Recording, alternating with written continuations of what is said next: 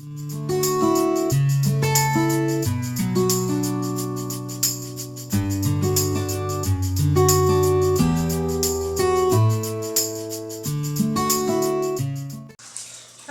welcome back to Sustainably Sewn. I'm Candace, and today you are counting with Candace.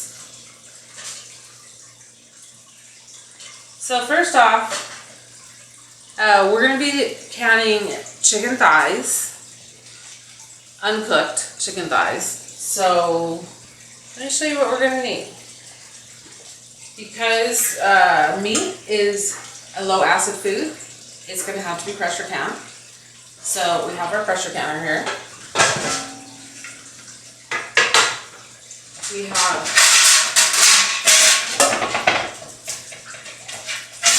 our racks. This one goes in the bottom. This one goes on top of the first row of jars. So we can put more jars on top of that. So something like this. Okay. We have our lid with the gasket. And this gasket. It's been, I don't know, about 6 months since I've canned. So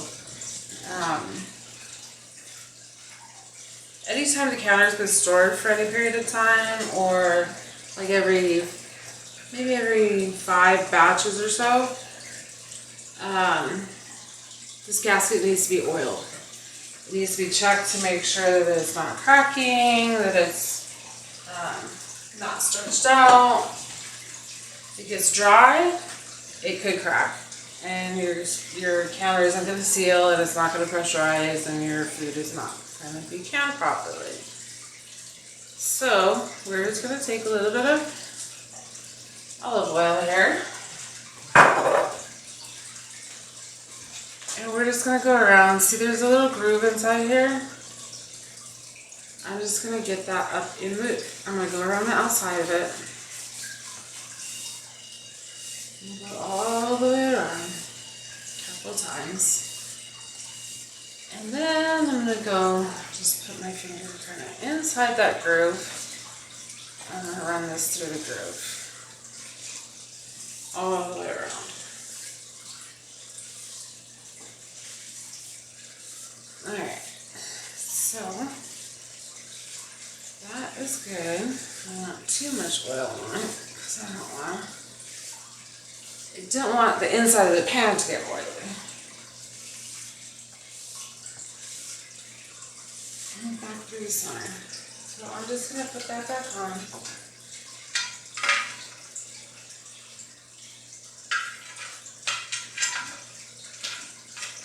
Now while I'm at it, this right here is a vent hole, which goes to the pipe, the vent pipe. I want to make sure that's not clogged, so I'm just going to hold it up to light and see, make sure I can see light through there, through that hole right there. And I can. If you need to, sometimes they get clogged, especially if you have hard water. So what you can do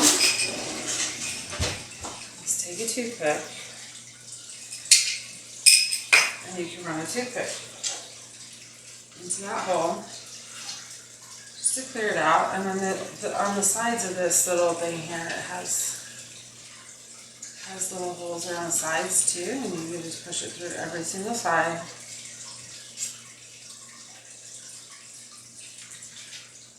There. Just to make sure nothing's clogged. This pops up and down with the pressure, releases any extra pressure. And if it builds up, the pressure builds up too much, this is actually a rubber gasket, and this will actually blow off. It's a safety valve. Yeah, that would be what keeps it from exploding. Then we have this. We're going to make sure that moves up and down freely as well. We want to make sure our pressure gauge is on top and that that's tightened down. So we're good to go with that. So I'm just going to set that aside. So we've got our pressure canner hot. Everything's good. The arrow, I'm going to make sure the arrow is on the left-hand side, because when the lid goes on, it has to be that direction for the dial to be facing me. So, what the next thing we need, my canner is a 23-quart Presto brand pressure canner. And for this size, Presto calls for 12 cups of water to be placed in there. So first of all, everything was washed ahead of time. So I didn't really think you guys would want to watch me washing dishes. So that's going to go in the bottom. Make sure the butts are facing down so that it raises it up off the bottom of the pan. Because we don't want the bottom of the jars to be touching right onto the heat from the flame underneath. So the water we're using today is going to be cool, maybe room temperature max, because we're actually going to do what's called a cold pack. We're going to be putting cold uncooked chicken into the jars. We're going to be putting it into cold jars. So that's a cold pack. So you also want the water that you start off with in the counter to be about the same temperature as the jars and as whatever's inside them. So if we were doing, say, some kind of soup or spaghetti sauce that we had cooked, and we had just cooked it and it was still hot, then we would heat our jars in hot water. We would put the water inside our counter would be hot, and we would actually turn it on and get it to a gently rolling boil, gently simmering, not rolling boil, but a simmer, the gentle simmer, so that it would be about the same temperature. Because you know what happens when you put hot liquid in a cold jar or vice versa? The glass cracks. Alright, there's our 12 cups of water. So I no longer need this. So,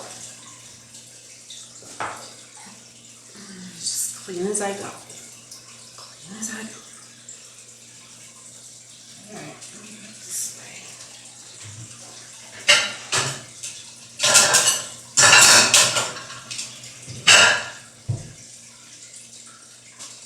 way. Alright, so that's our first step.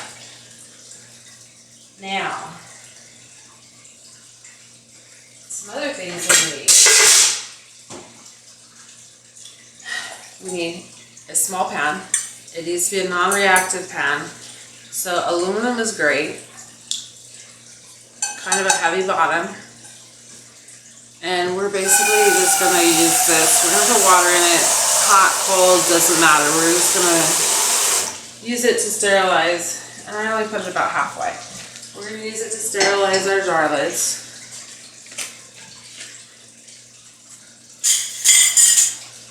Which I have here.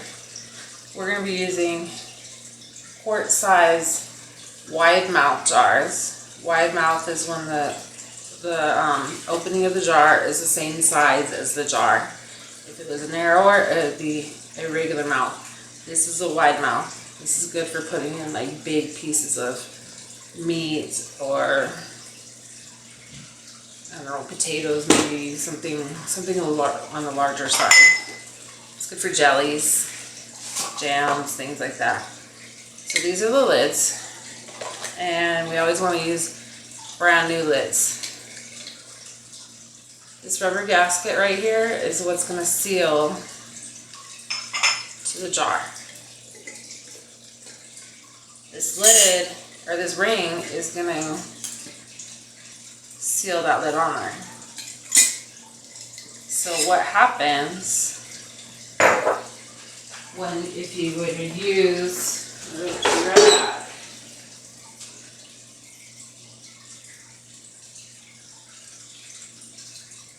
Still here. If you were to use an old lid, this is what happens, okay? When you open the jar, you're using a can opener. You're prying it up, it bends the metal on the lid. Even though the gasket still looks good, the rubber looks good, that is bent. So it may not actually fit flat properly onto the jar, and it may not seal. Or it may create a false seal. You may think it's sealed, and then a couple weeks later or a month later, it all of a sudden just comes loose because it didn't really seal good. It's what we call a false seal. Then all of a sudden you'll just start smelling something funky coming from your pantry.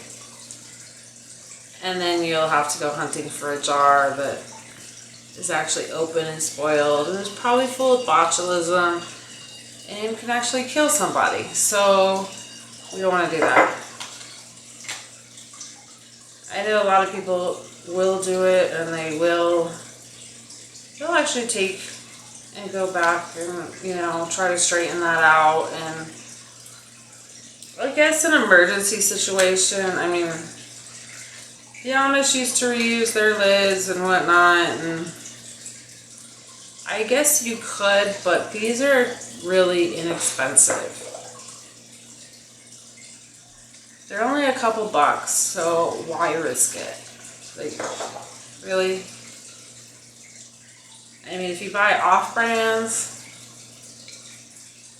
like online somewhere, you could get a whole lot of them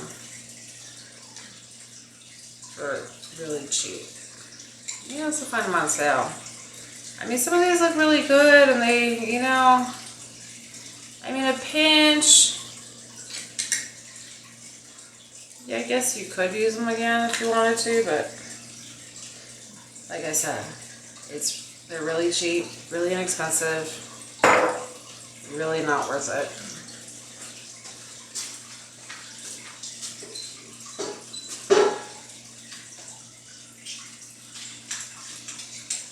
Anyway, alright, so this pan that I put the water in is going to be for my lids. They need to be boiled for a short time. For one, to sterilize, and for two, to help soften the rubber so that it could help it seal better to the jar. So what I have 14 pint jars, wide mouth. I'm going to use 14 lids. And I'm going to put one face up, one face down, so that they don't seal together. Face up, face down. 5, 6, 7, 8, 9, 10, 11, 12, 13, 14. And I don't have quite enough water, so that's fine. I can just go add more.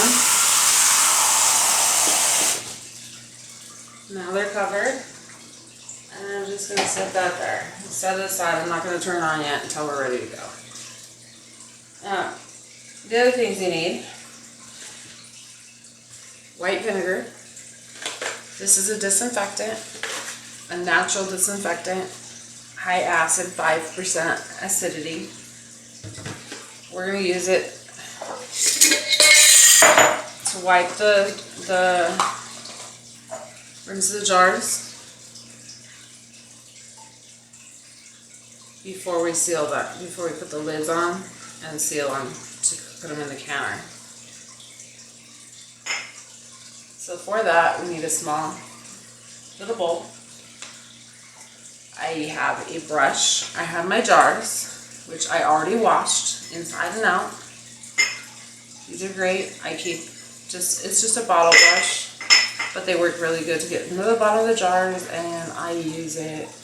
I have one that I use just for canning. I don't use it for normal dish cleaning or anything like that. Any one of these things? Hello. Ooh. That's really not appropriate. This is a jar lifter. After we get our jars all closed up, sealed, filled and sealed, we're going to use this to lift our jars in and out of the counter. Very important because especially afterwards, the jars are going to be really hot. So this will save your fingers. This is a magnet. It's a lid lifter. It says lid lifter. This is what you're going to use to get the lids out of the water and to put them onto the hot filled jars, like so. Okay. One of those. This funny looking little thing is a debubbling tool. No, it's actually multi-purpose. It's a debubbling tool. So after we put the food inside there, we're gonna actually move stuff around like so. Use it to stir if you're doing a soup or a stew or I don't know, something like that. You're gonna stir it, jellies, jams, whatever. You're gonna stir this to make the bubbles come to the top, because the whole point of canning is to get the air out. You don't want bubbles trapped in the middle of your food. So we will be using this to push things around and to try to let the air out.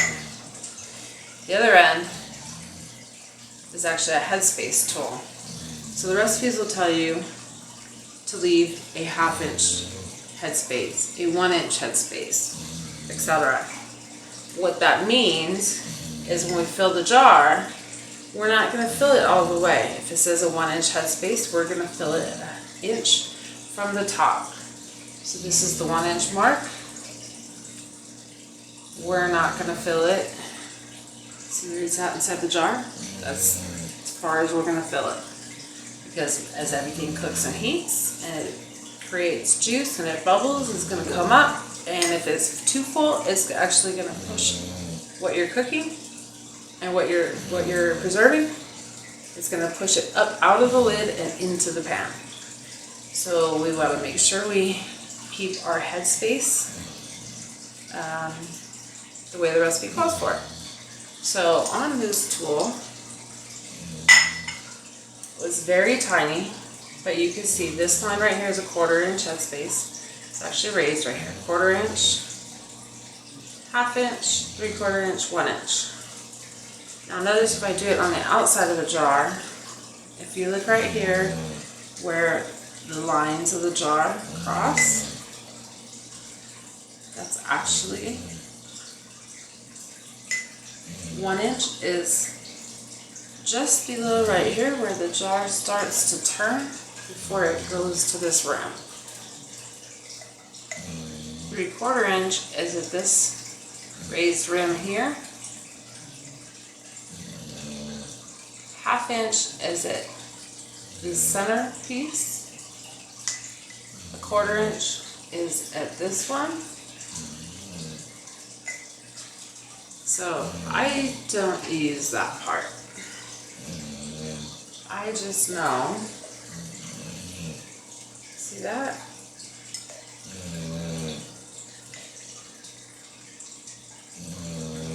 See how that works? Where those lines are on the jar, that's also where the tool is. So if you don't have that end of it, you can always use a butter knife, a spatula, something to get in there to get the bubbles out. And you just know by the lines on your jar where your headspace is. So I have that. A funnel, which I may or may not use today. We're going to be doing chicken thighs.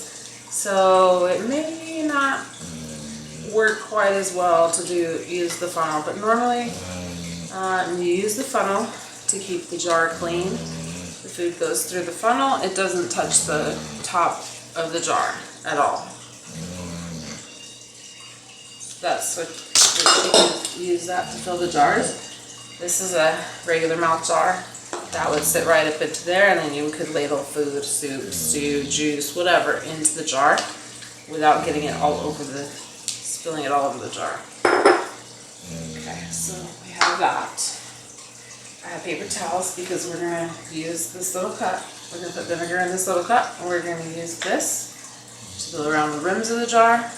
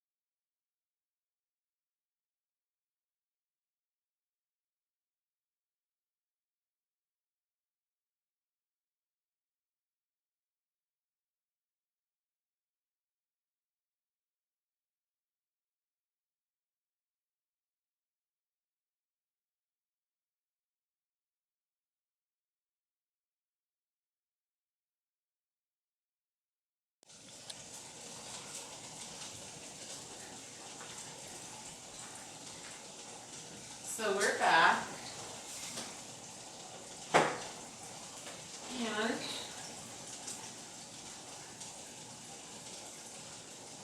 my pan has been steaming. Started steaming about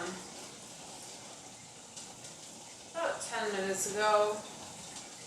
And it started out just puffs of steam. I don't know if you can see it better with a black background. Started out, it was just like puffs. And then it slowly got to be a really thick, steady stream of steam.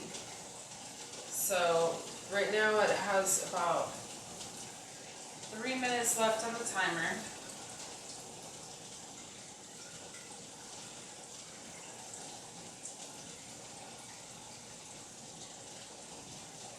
See that? I can see it. I don't know how well you can see it on camera.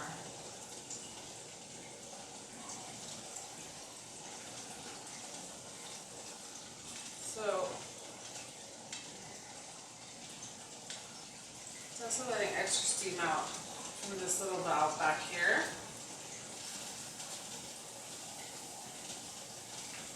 That's to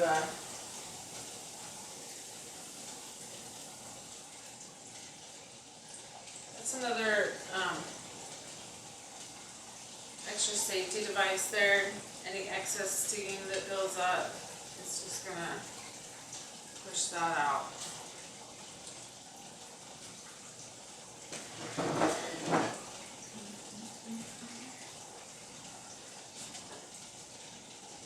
So our timer is about to go off.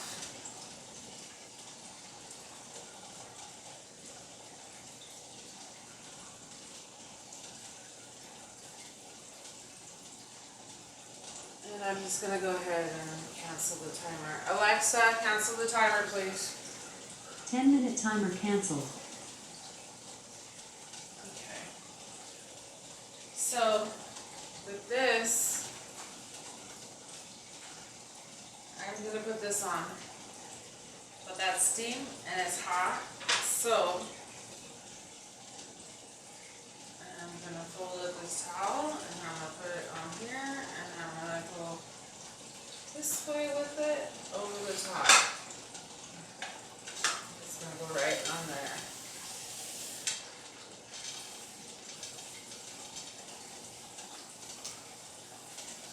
So now this is going to start building up pressure.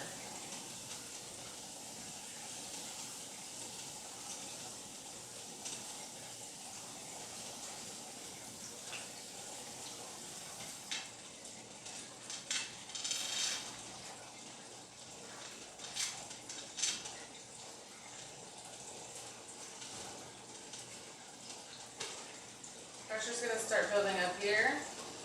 When it gets to just before 9, I'm going to turn this up just a little bit. I'm going to turn it up to medium high now. I'm going to turn it to about 8 on my stove, and I'm going to let it build up now.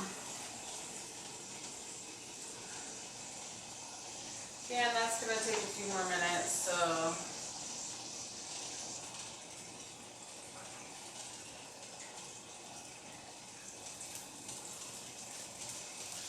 That water dripping down is not a big deal. It just means that it's still pushing some air out, and there might have been some liquid near the lid.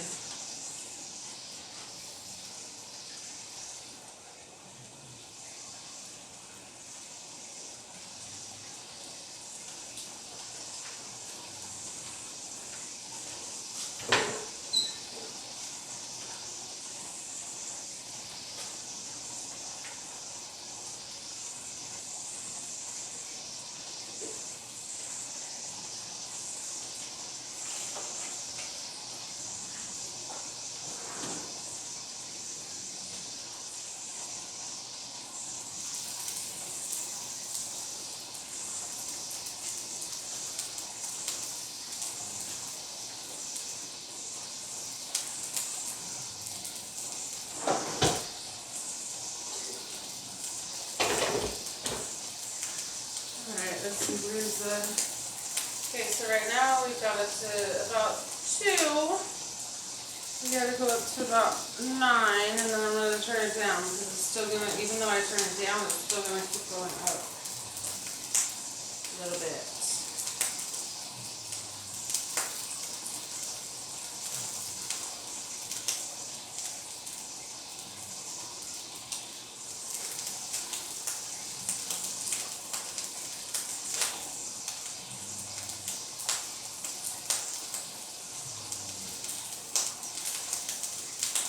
So if you were at a different altitude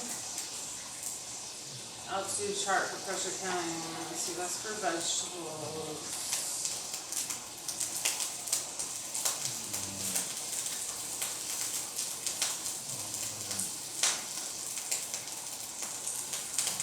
Pressure counting meat, game, and poultry.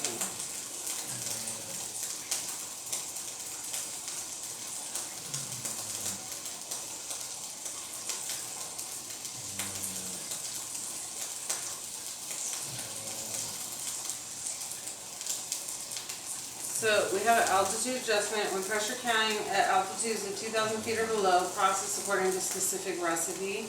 When counting at higher altitudes, process according to the chart on page 46.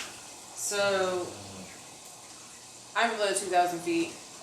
I think we're at about like 500 and something feet. So we don't need to change anything. I'm good. I'm at 11.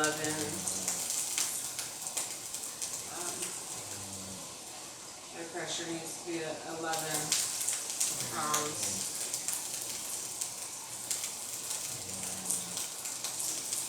So if you're from 2001 to 4,000 feet, you would do 12 pounds of pressure.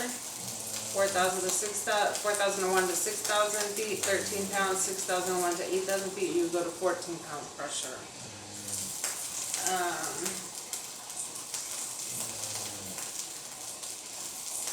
So for chicken, we raw packed, processing at 11 pounds of pressure. With the bone, it's only 65 minutes because the heat gets into the bone and it cooks the chicken from the inside as well as the outside. Without the bone, we're doing pints. So we're going to do 75 minutes. For quarts, it would be 90 minutes without the bone, 75 minutes with. So like if you wanted to pack chicken legs in there, you could put chicken legs and you could do one upright and one inverted so that they would fit better in there. So we're at about 7 pounds of pressure right now, so we're getting close.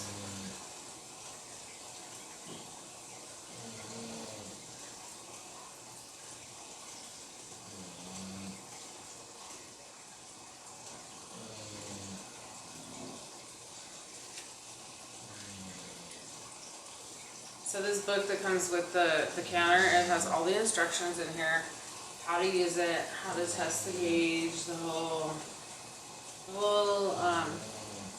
9 yards, what you should do before using the counter for the first time. It has counting basics, how to pressure count foods. It has a troubleshooting, care and maintenance of your counter. It has different recipes. If you wanted to use count foods using the boiling water method, like I said, you can still do it with this counter as well. You can use it as a pressure counter or a water bath counter. All the safety information, helpful hints for pressure cooking. And it has recipes, and some of the recipes are actually pretty good.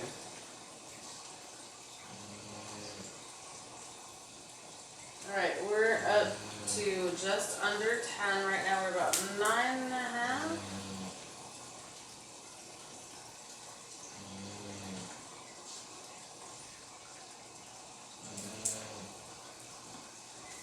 So we're at 10 right now. So I'm going to turn this down to, on my stove, it's just under 2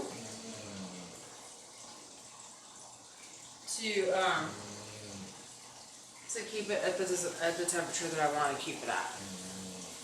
it will hold its temperature, but it's still, even though I turned it down, it's still hot in there and the pressure is still gonna climb a little bit. So you always wanna turn it down just a little bit early.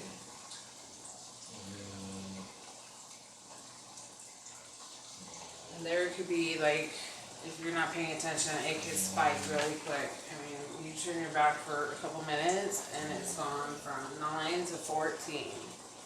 And if you go a little bit too high, that's okay, but you don't want it to go under. Worst case scenario, I think when it goes, the pressure goes that high that fast, it might push some of the liquid out of the jars and into, so it's gonna, what they call siphon, and it's actually gonna make some of the liquid come out of the jars. Come on, come up.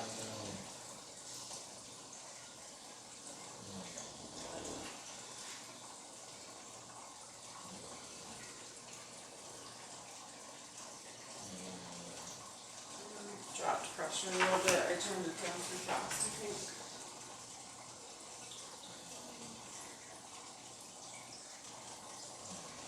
Drink.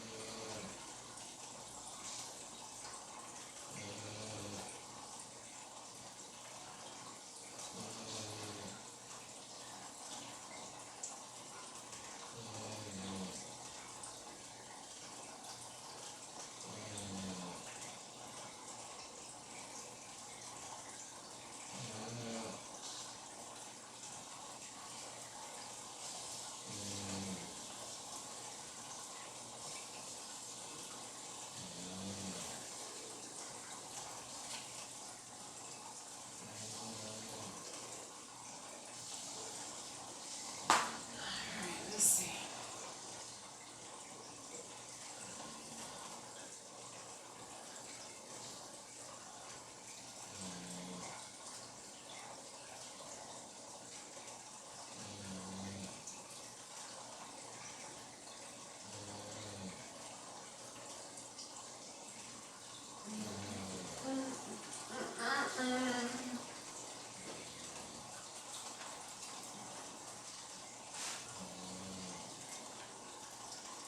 This is like watching a pot of water boiling.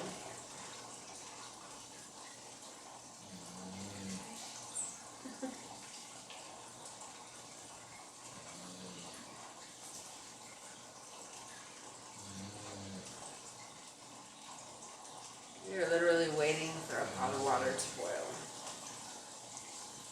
taking forever, isn't it?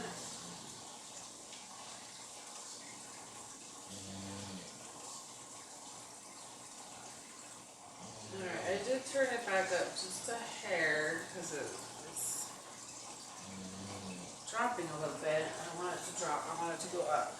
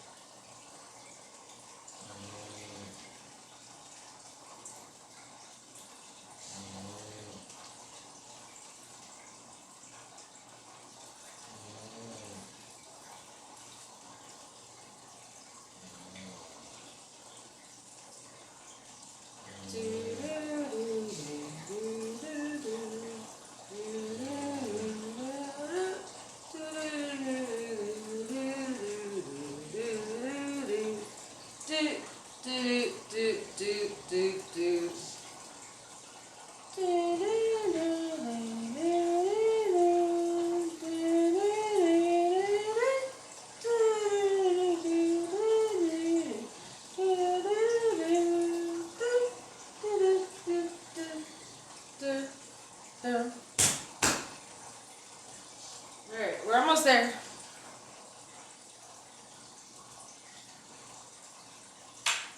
Almost there.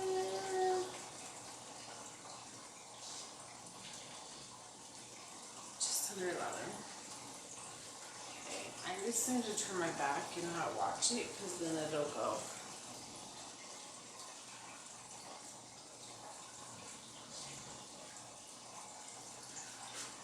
I want a piece of candy. Want a piece of candy? I want a piece of candy.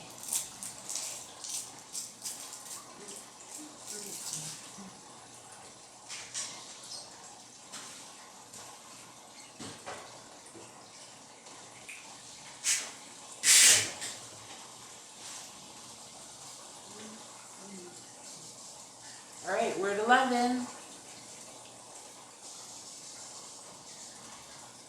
We're at 11. I'm going to get a good, let it get to a hard 11.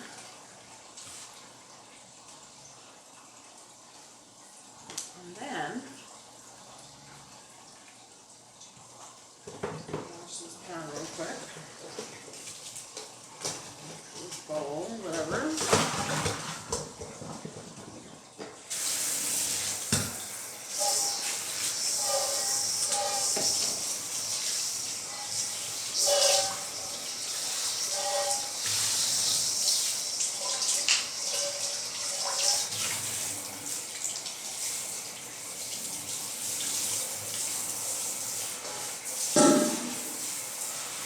Alright, we're at 11. I'm going to bring it down to just under the 2.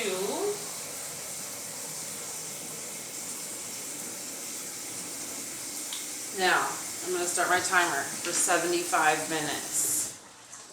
Alexa, set a timer for 75 minutes. 1 hour and 15 minutes, starting now. Alright, I'm going to let this go.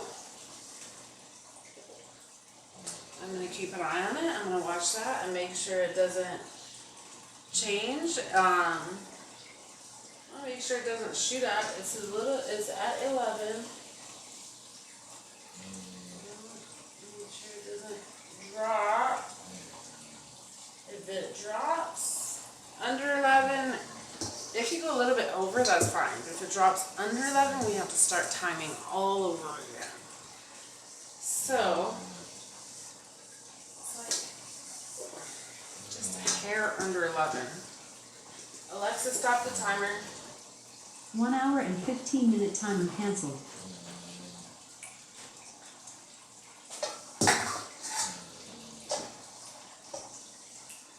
So I'm going to bring it back up.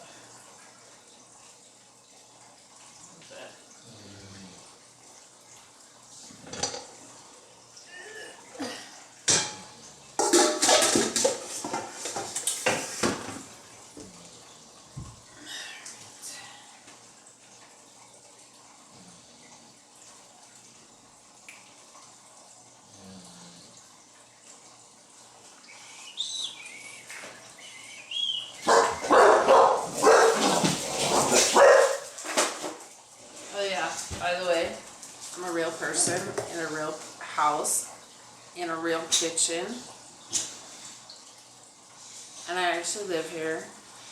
So you may hear a dog bark or 4.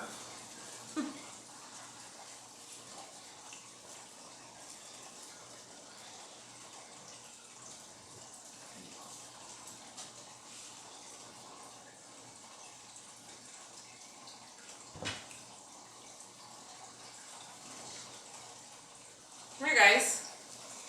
Come here. Come say hi. Come on, say hi. This is Gus. This is Gus Bobus. His name is Angus Beef. Wagyu, come here. This is Wagyu. Say hi, Wagyu. Can you smile? Smile for the camera. Smile. Smile. Smile. Can you smile? This is Wagyu Beef. This is our little girl. Oh, there goes the smile. There goes the smile. And Gus. My Gus Bobus. Come on. Come here. There you, Wagyu. Come on, Gus. This is Gus. Gus Bobus. Banana Bobus. Me, my mama's Gus.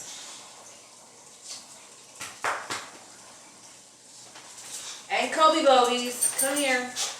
Come here, say hi. Come on. And this is Kobe Bobby. Wait, you, sit down. He's Kobe B. Kobe B. Come here.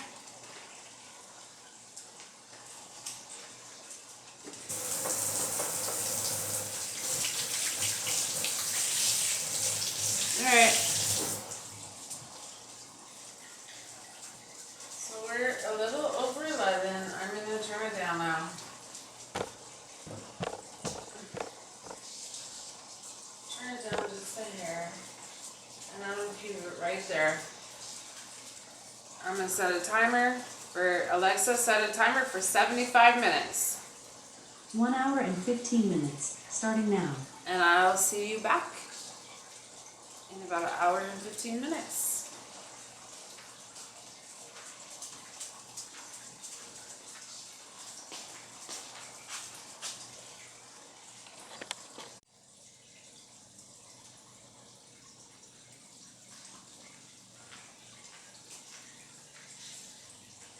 Okay, we're back. Our pressure has stayed a little, about 12 pounds of pressure. So we're in good shape. It never went below 11. We're gonna have to start our time over. We've got about 2.5 minutes left on the clock out of the 75 minutes that that it had to process. So as soon as that timer stops, I'm going to turn the heat off, turn the stove off completely, and I'm going to leave it alone. I'm not going to touch it until I'm not going to remove the weight. I'm not going to turn it off. I'm not going to open it. I'm not going to do anything until this dial gauge is back to 0. Could take another hour. So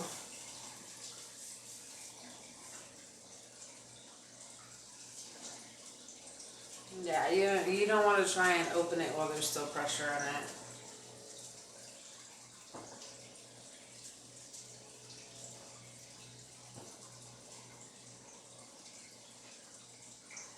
And we want to let it cool down slowly. We don't want to remove this and start letting air come out because we don't want it to cool that fast. You could actually cause the jars to break, not seal properly.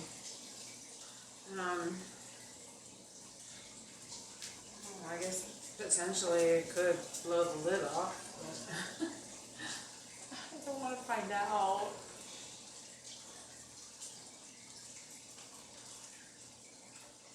Alright, we got in the countdown 45 seconds to go.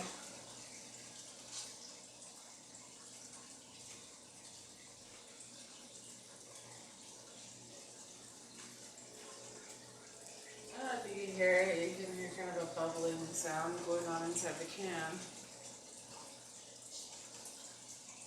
22, 21, 20, 19, 18, 17, 16, 15, 14, 13, 12, 11, 10, 9, 8, 7, 6, 5, 4, 3, 2, 1. Cue Alexa. Alexa, stop. Alright, so I'm going to turn the stove completely off. And I'm just going to let that sit. And I'll come back and show you what to do next after the dial gauge is back to 0. Okay?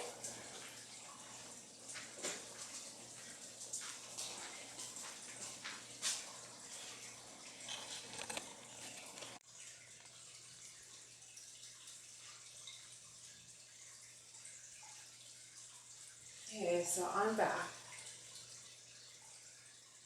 The pressure gauge is now at 0. So now I'm going to remove this. However, it is still very hot, steamy. So I'm going to open it, but I'm going to make sure that I have the towel between me and it. And when I come up, when I open, I'm going to open like this so that the steam goes away from me. Ready? 1, 2, 3.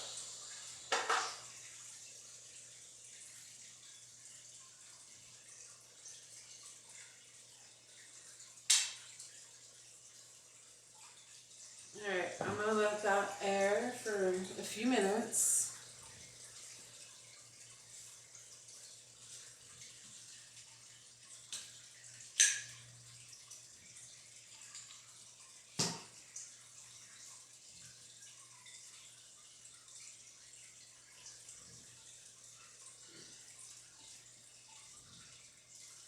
Alright, I still feel a little bit coming out. Oh, yeah, it's steamy hot. Okay, I'm going to let that sit for maybe like 5 minutes. Oh. Ugh.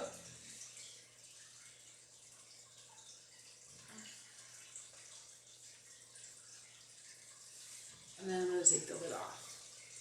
Now, one thing when taking the lid off, you gotta make sure you lift away from you. Don't lift this way. If you lift this way, if this side comes up, the steam goes right in your face. So you gotta make sure you lift so the back side comes up and it's gonna let all the steam out through that side. Alright, I don't really feel. I'll just check right here to see if there's any, I feel any more pressure or air coming out.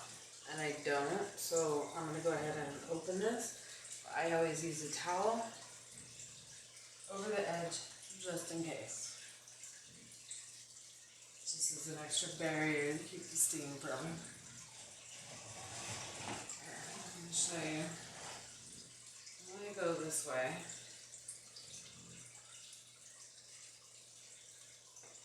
I'm just going to turn the lid. Alright, it's where it needs to be. I'm going to open some steam.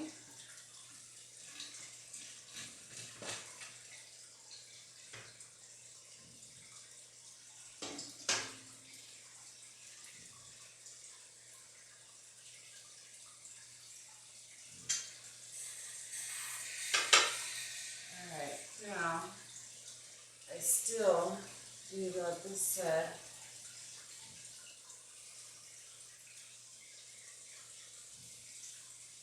just a minute. I want to let the jars cool down just a little. I don't want to take them out so fast that the air temperature is like a completely different temperature than the jars, because that can still not be good. These jars inside here are still boiling inside the jars. You'll be able to see that when I take them out. The air bubbles are just, it does.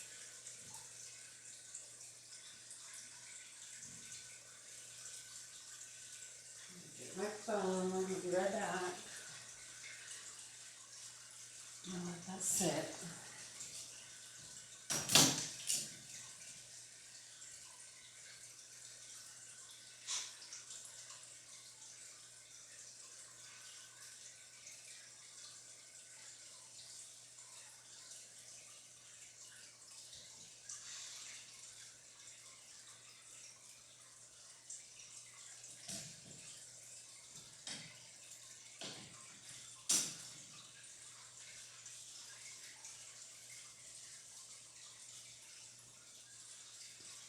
Okay.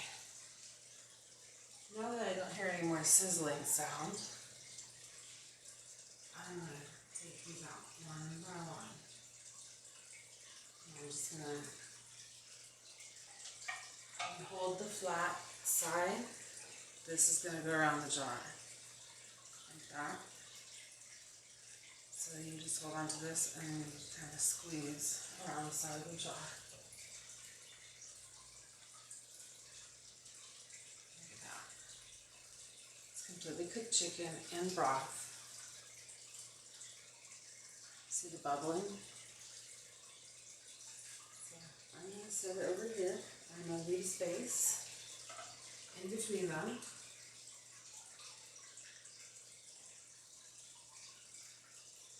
So that they help. Ooh, yummy.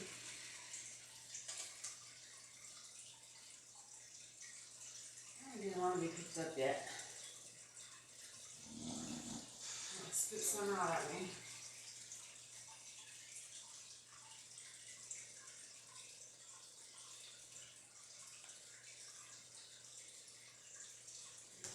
This one, just off center a little bit, and leave it room to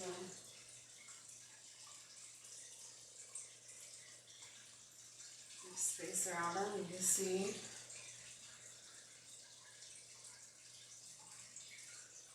they're still really boiling. Use that just to lift that up. Hot, straight to the sink. Alright, second level.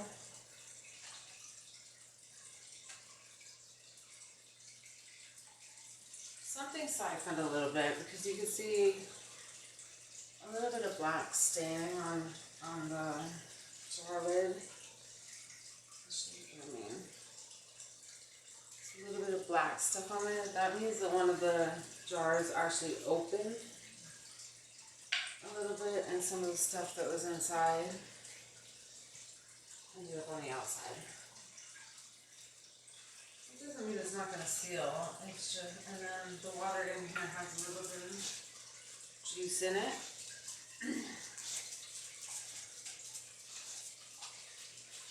It's okay. We're going to wait and see what seals. Oh, hear that? Tink. Tink. We're going to wait and see what seals, and anything that doesn't seal, we're just going to put in the refrigerator and we're going to use it right away.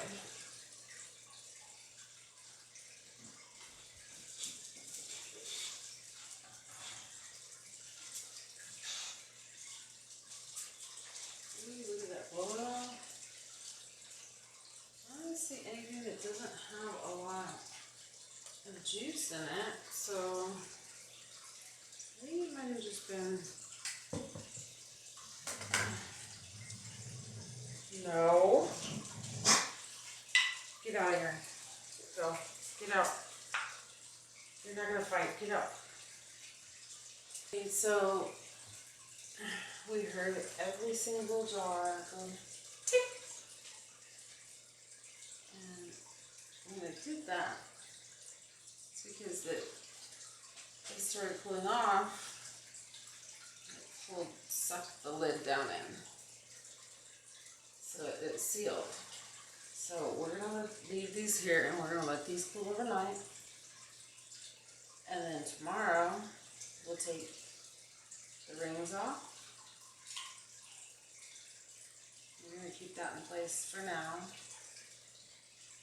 And keep all these rings in place for now until we know that they're nice and good and set.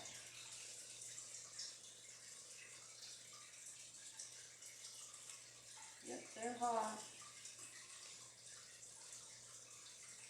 I wouldn't recommend doing that. Anyway, until we know that they're tomorrow, once everything's cooled off, we'll take these rings off. We'll wash all the jars with soap and water. We'll test them and make sure that they actually sealed properly. And we'll wash all the jars with soap and water, dry them off, and then we'll write the date and the contents on the lid. And then we'll put them away. Alright, see you tomorrow.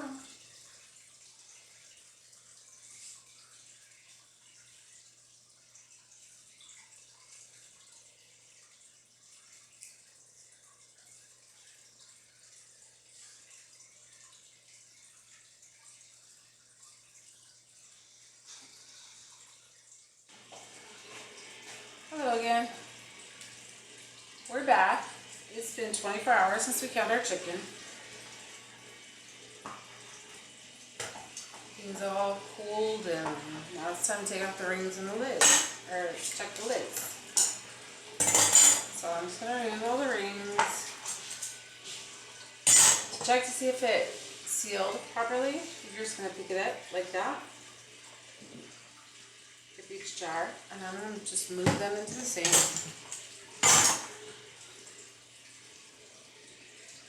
As I check to make sure they sealed. If it didn't seal, most likely it would, the lid would stay in your hand. The jar would end up back on the counter. So, they're a little bit greasy because something, one of the jars, and I believe it was this one right here, siphoned out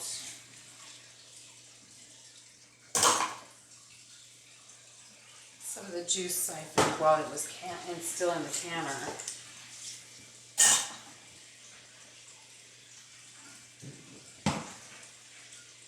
And that could have been because I didn't get the ring on tight enough. I could have had the lid not seated quite properly.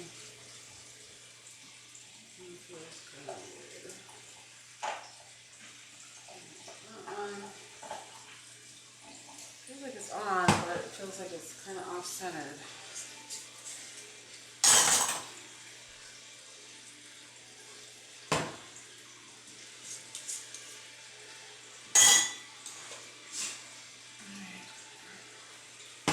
These are all good so far.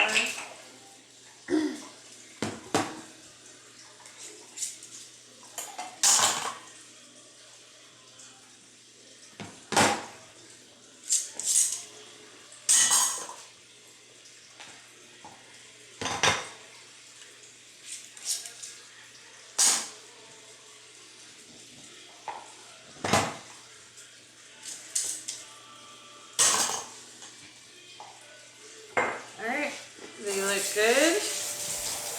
I'm just going to take a sponge with some soap and I'm going to clean it really good around the sides, around all the edges.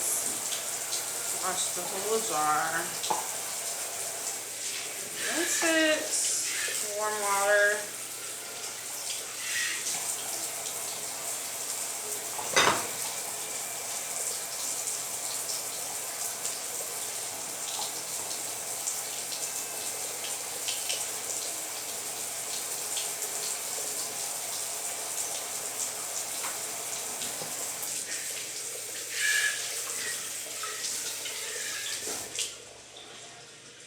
I'm just going to do 2 right now, so you don't have to watch me wash all of these jars. I'll dry it off really good.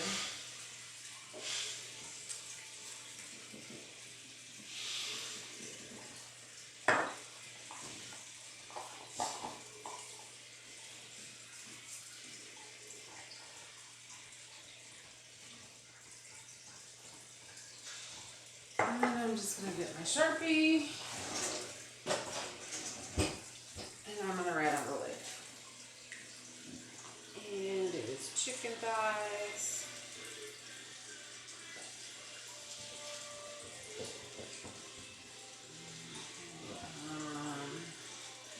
Okay, 17, 20.